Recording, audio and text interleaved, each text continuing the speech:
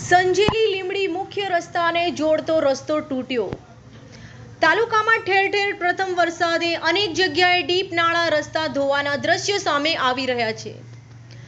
તાલુકાના ગસલી કોળી ફળિયાથી વળવાઈ ફળિયા તરફ જવાનો 3 કિલોમીટર નવીન માર્ગ પ્રથમ વરસાદે જ ઠેર ઠેર તિરાડો પડી જતા કોન્ટ્રાક્ટરની પોલ ખુલી.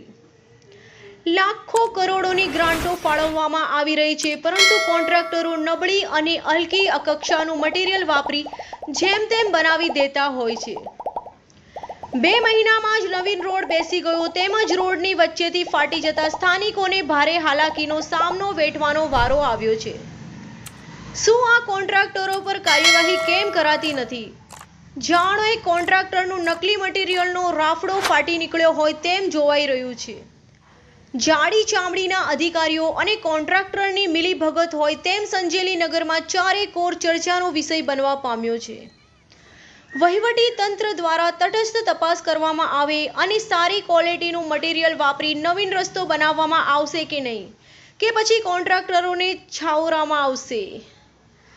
હલકી કક્ષાનું મટીરીયલ વાપરતા પ્રથમ વરસાદમાં જ રસ્તામાં ઠેર ઠેર તિરાડો પડી જવા પામી છે.